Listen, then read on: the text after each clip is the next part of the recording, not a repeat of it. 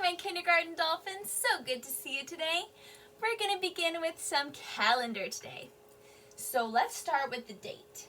Now, we were not in school for quite a few days there, so I had to add in my Friday, Saturday, Sunday, and Monday dates. So I added 15, 16, 17, and 18 to my calendar. Now, if yesterday was the 18th, that means that today is the 19th. Today is the 19th. Look at how yesterday the date was the 18th and we had a 1 and an 8. We are at the last of our teen numbers where they have a 1 in the front, and we have a 1 and a 9. Today is the 19th. Now it is the 19th of what? Let's sing our months of the year song and see if we can remember. January, February, March, and April, May, June, July, and August, September, October, November, December. These are the months of the year. Well, we are in the very first month, so what do we say first? January. We're in the month of January. And we're in that brand new year, remember?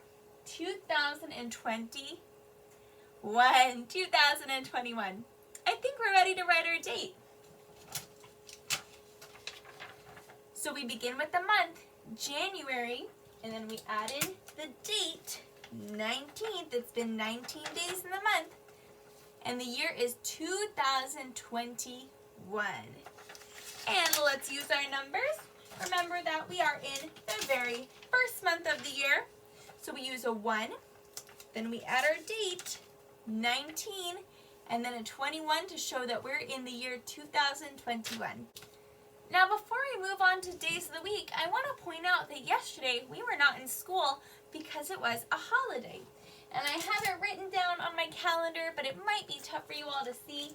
Yesterday was MLK Day, or Martin Luther King Day. We celebrate the birthday of a very special man in history named Dr. Martin Luther King Jr. We're going to be talking about him more when we get to our journal entry, but just keep in mind that that was a holiday that we celebrated yesterday. All right, let's go ahead and move on to our days of the week. Okay, let's get started with our days of the week. We're going to begin with our song. So let's start on Monday, Tuesday, Wednesday, Thursday, Friday, Saturday, and Sunday, the days of the week. And we can't forget those hidden partners. What do we see here?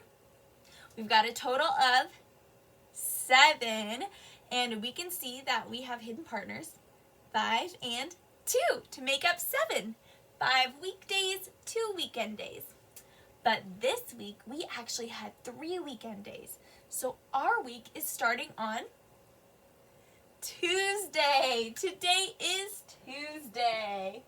We began our school week on Tuesday this week because of yesterday's holiday.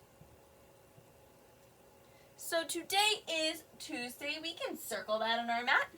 And if today is Tuesday, that means that yesterday was Monday. Yesterday was Monday. So I'm going to write Monday. Now, what will tomorrow be? If today's Tuesday, what will tomorrow be? Wednesday. Very good. Tomorrow will be Wednesday.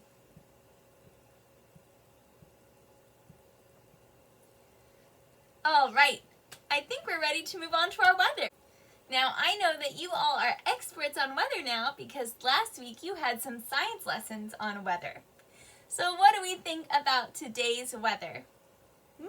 I think we need to begin with our weather song though, and then we'll talk about it. What's the weather? What's the weather? What's the weather like today? Tell me, kinder, what's the weather? What's the weather like today? All right, well, it seems to be pretty hot and sunny. Pretty hot and sunny, which is not super typical for winter. Remember that in winter, usually it is colder outside. You might see a little bit more rain or clouds, but it's been pretty hot and sunny. It almost feels like summer, but we're still in the season of winter. That's pretty interesting. I wonder what it feels like at your house. Okay, let's move on to our number and letter of the day. Okay, let's spin our wheels.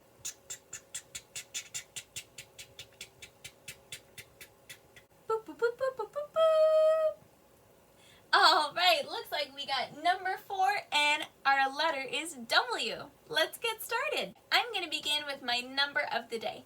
So my number on my number bond mat is 4. So I'm going to write a 4 in my top circle. You can do the same on your number bond mat. Now we're going to think about what kind of hidden partners we can use for 4. And to show this today, I'm going to go ahead and use some cubes. So here I have got 4. 1, 2, 3, 4. Now how could I put these into groups to show 4? Well, if I take 1 off the top, then I have a group of 3 and a group of 1. So 3 and 1 are hidden partners for my number 4. That's one way we can do it. How else could I make groups to show 4? Well, I can take 2 away, and now I have a group of 2 and a group of 2. So 2 and 2, when I put them together, also make 4. So that means that 2 and 2 are also hidden partners of 4. Very cool. Now I also can just have a group of 4 and a group of 0. 4 and 0 are also hidden partners that make 4. Nice work. We're experts on number 4. Let's move on to talk about our letter of the day, W. When we make a W, we're going to be only using straight lines. I'm going to start up at my vanilla line, so if you have your ice cream lines out, you can do this with me. I'm going to make a slanted line down from the vanilla line to the chocolate line. Here we go. Slanted line down. And then I'm going to make a slanted line from the chocolate line where I stopped to my vanilla line. Up. And then I'm going to go back down. Down. And then I'm going to go all the way back up from my chocolate line to the strawberry line. Another slanted line. So we're going slide down, up, down, slide up. Almost like a roller coaster ride, but we're using all straight lines.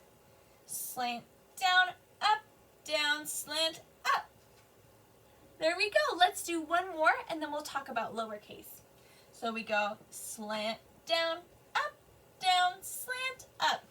It's a very wiggly letter, but we're using all straight lines. Now let's talk about lowercase. We're going to do the same thing, but all from the vanilla line to the chocolate line. So watch me. Slant down, up, down, slant up. There's my lowercase w. Let's do a couple more. Slant down, up, down, slant up. Slant down, up, down, slant up. So there's my uppercase and my lowercase w. Now something that begins with W is worm. So I'm going to draw a little worm crawling in the dirt. And he's going to be in the dirt down here. Worm. He's a wiggly worm. Nice job. We did a quick review of number 4 and letter W. Let's move on to our journal for today. For today's journal, we're going to be talking about that holiday that we celebrated yesterday, Martin Luther King Jr. Day. We celebrate Martin Luther King's birthday because he was a really, really important person in the history of our country. He worked to advocate, to use his voice to help others. And being an advocate is something that a Dolores Mission student, which you are, works toward. That's part of our graduate profile, what we want to be able to be and do by the time that we graduate 8th grade. So we want to learn about advocates so that we can be an advocate, somebody who uses their voice to do good and to help others and to help themselves, to make sure that the world is a better place. So today I'm going to read you a little bit of a story about Martin Luther King Jr. We're going to hear more of this story every day this week until we finish the book at the end of the week. And today I want you to write one thing that you learned about Martin Luther King Jr. So what you can do is start that sentence with I learned. Learned starts with letter L. I learned. And then that's where you fill in what you learned about Martin Luther King Jr. after you hear the story. So let me get our story out and we'll get started. If you want to pause here and write this sentence starter down, that sounds like a good plan. And then I'm going to read the story and maybe we'll talk about some ideas about what we learned after the story. This story is called Martin Luther King Jr. and it is an informational text. Remember that means that it is going to be talking about real world things, not a made-up story. So Martin Luther King Jr. was a real person who lived in our country in the United States and fought for some really, really important things. So he was an advocate. He used his voice to be brave and to stand up for others and for himself. So we're going to hear about how Martin Luther King Jr. was fighting something called racism, where people are judged or treated unfairly in a not kind way just because of the way that they look and the color of their skin. So we're going to begin with talking about who Martin Luther King Jr. was. Now remember, I talked about that Martin Luther King fought racism. He was trying to make the world a better place where people were not treated badly based on the color of their skin or what they look like. We're going to hear a little bit about what life was like when Martin Luther King Jr. was growing up. And you might think that doesn't sound right. Martin Luther King Jr. also thought that it didn't sound right and it didn't feel right. It didn't feel right that people who looked a certain way or different than others were treated badly or not the same. So let's hear about that. Can you imagine where laws kept black and white people apart? So that's talking about people's skin color. But they shouldn't be treated differently because of how they look. Where black children couldn't swim in the same pools as white children or go to the same schools. A place where laws made it hard for black people to vote. Or where a black person had to stand up on a bus so a white person could sit down. Does any of that sound right? No. This world was real, and it happened in the United States. That happened here in our country. And Martin Luther King was somebody who thought that was not right, and he used his voice to advocate, used his voice to be brave to change those things. Martin Luther King Jr., this is him, worked hard to change the rules so they would be the same for white people and black people. He didn't do it by fighting. He helped to change unfair laws by making people think. He did it by making people feel, and he did it with his words. There's what we're talking about, using your words to be brave and to say, hey, that doesn't sound right. I think we need to change that. Lots of black people and white people helped Dr. King protest those laws. To protest is to say that you don't agree with something. This made many people angry because they didn't want change. But in the end, protesters won and the rules changed. Dr. King marches in a protest. So here's Dr. Martin Luther King. There he is there again. And he's protesting. Him and a lot of other people are walking. They're marching together to say, hey, we don't think that these rules are right. People who protest are called protesters. When protesters want unfair things changed, they sometimes march to show others that they do not agree with what is happening. Dr. King was born in 1929 in Atlanta, Georgia. So that's about 90 years ago, about 91 years ago. So if he was alive today, he would be 91 or 92 years old. He was named after father. He was called Martin Luther. Small but strong, Martin Luther rode bikes with his brothers and sisters. This is his home in Atlanta, in Georgia, which is all the way on the other side of the country from California. Martin Luther's father was the minister of a church. A minister was a leader at the church that Martin Luther King and his father went to. Kind of like how we have priests who are leaders at our church who might share us stories from the Bible and help lead us in prayer. That's what Martin Luther King's father and later Martin Luther King became. Martin Luther King's father taught his children to stand up for what is right. He taught them to speak out against what is wrong. He taught them that all people deserve justice, which means that they should be treated fairly. Martin Luther King grew up listening to sermons in the church. A sermon is when the minister or the leader of the church will come up and talk about God. He learned how powerful words can be to help people understand ideas. When Martin Luther was 14, he entered a speech contest. He put his anger about the unfairness of separate rules for white people and black people into words. He made people think, and he made them feel. The judges loved his speech, and he won. This is the church that he went to, where his father was a minister, and he would talk to all the people about God and Jesus, and how God and Jesus also want us to treat others how they want to be treated, and to be kind and fair to all people. Martin Luther King worked hard in school. He finished college when he was 19 years old. He moved to the northeastern United States and continued in school. He wanted to be a minister like his father.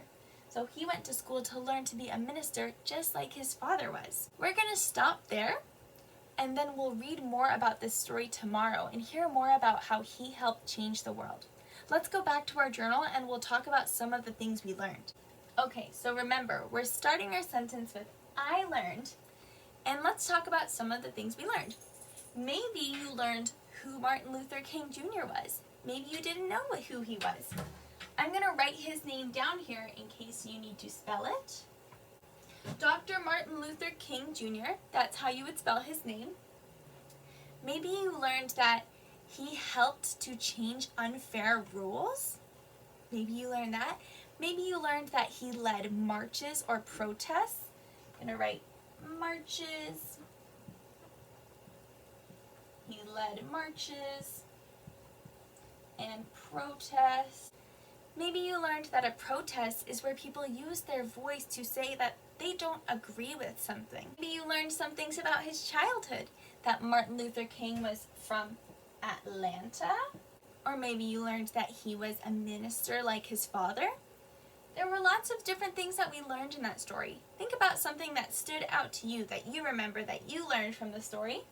And that's going to be your journal entry for today. Remember that this is an informational text. It's not a made-up story. This was a real-life story. And we're going to hear more about how Martin Luther King was an advocate tomorrow, how he used his voice to change the world. Go ahead and work on that now, and stick around because we have got 3 awards coming up. Okay, we're going to be giving away our Smarty Ant Award, our Redbird Award, and our Dream Box Award today. So our first award is our Smarty Ant Award. And our Smarty Ant Award today goes to Evelyn Rose. Evelyn Rose earned an award in Smarty Ants last week for the most chapters read in a book, which is awesome because that means that Evelyn Rose is reading chapters out of a book. That is so cool. Congratulations, Evelyn Rose. It is so cool to see you working so hard and getting so far in Smarty Ants. And this one is for you. Woohoo! Next award, our Redbird Award, goes to Miss Raylene. Raylene did a lesson over the weekend in Redbird, which is so awesome because we didn't even have school over the weekend. And she got a lot of her lesson correct, so that is awesome. Keep up the great work, Raylene. I love seeing you getting on our platforms. This one's for you. Woohoo! And our brand new Dream Box Award, we've got all our fun characters and some confetti. Our first Dream Box Award goes to Miss Ava. I saw that Ava logged in yesterday when we didn't even have school, and she did 5 lessons. That is awesome. Keep up the great work, Ava. Congratulations.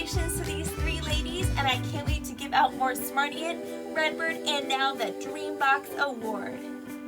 All right, everyone. I'll check in with you all later. Good luck today.